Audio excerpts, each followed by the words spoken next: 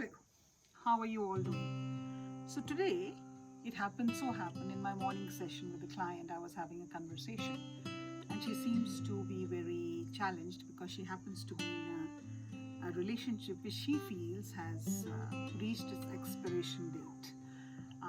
She feels that it is something which does not provide her with the nurturing, with the caring, with the support system that she requires as things change in life and she's moved on. And now she was saying that she cannot figure out that despite knowing that the expiration date has happened of that relationship, why is she choosing to continue to be a participant in a relationship which is not giving what she's looking for? So I thought I will shed some light as to why we continue to be in relationships, in marriages, where we know for sure we are not getting anything out of it. We just feel let down. We feel that the reason why we entered those relationships in the first place have ceased to exist. We know for sure that they are not bringing any joy and happiness into our lives. Then why do we continue to be in them? So here are, according to me, the 6 most important reasons why we continue to be in that relationship. So I think one of the biggest reasons is we hope. There's this beautiful couple, I think it's by Alexander Pope, which he says, hope rests eternal in the human breast. So we constantly believe that things will change, things will be different. There will be something that will help me to probably go back to the way the relationship was 5 years ago or 5 months ago or 5 days ago. This is just a lull, it's just a little challenge that we are facing and we'll come out of it. Because all said and done, relationships give us that kind of a feeling of support, a feeling that we are not alone in this journey of life. So we hope that things are going to end up differently. So in that hope that things will change, we continue to be in that relationship, which probably is not good for either of the parties. I think one of the other reasons, which I think is very important and most people never realize it, they are not scared, but they are kind of unnerved by the fact that they'll be the one to take the first step. They do not want to take responsibility of calling it quits in that relationship. They do not want to say, this is not working for me, so I'm calling it off. That doesn't happen. When that doesn't happen, because it requires courage, it requires us to move from the dimension of fear to a dimension of self-confidence and say, okay, so what? I can move on. A lot of us find it very challenging to admit to ourselves that we are waiting for the other person to call it quits. Because for some odd reason, we lack the courage and the initiative to say it's over, I'm ready to move on. That's another reason why people continue to stay in relationships much longer than it is required.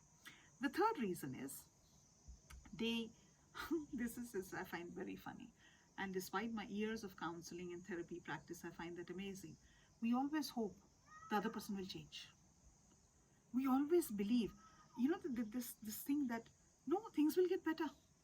What we fail to realize is sometimes we are forced by our personalities, by our circumstances, by our situations, that we do not change our behaviors, because that requires a courage, commitment of a totally different level.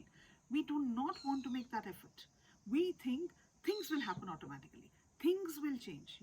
We have this utopian idea that everything is going to be hunky-dory. And because we have this utopian idea that everything is going to be hunky-dory, we refuse to accept that it's over. And we refuse to accept that that person is beyond change.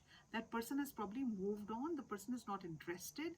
The person does not even believe in the commitments that he made to you 10 years ago, 15 years ago, 20 years ago. But we keep on harping on that same thing. Oh no, tomorrow is another day. Everything is going to be fine. Doesn't happen. The fourth thing, I think we all like our comfort zones. We are in a relationship, we're obviously getting something. Maybe we're getting a monetary benefit. I don't work and my husband makes the money, so I have that comfort zone. Actually, to be very honest, many years ago, I knew of a client of mine who knew that her husband was cheating on her.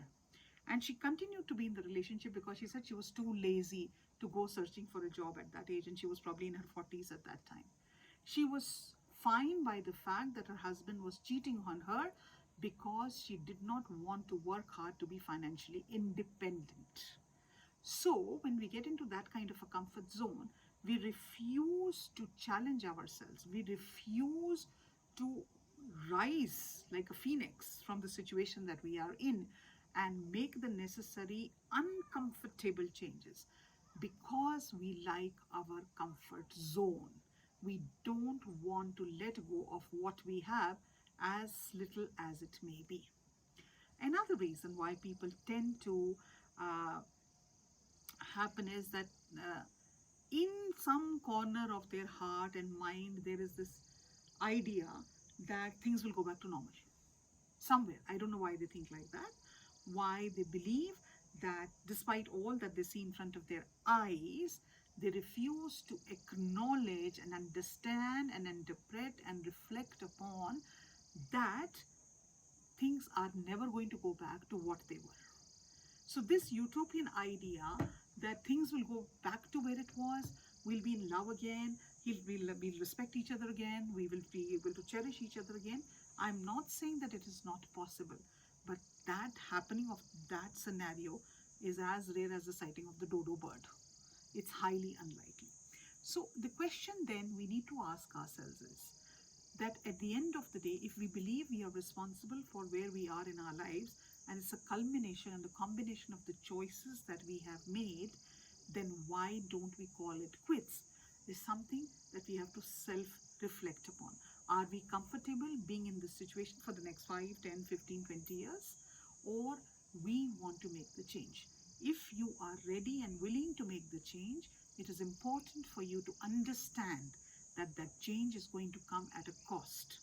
That commitment to yourself, to give yourself a beautiful life, to be worthy of your own self respect, is going to come at a certain cost.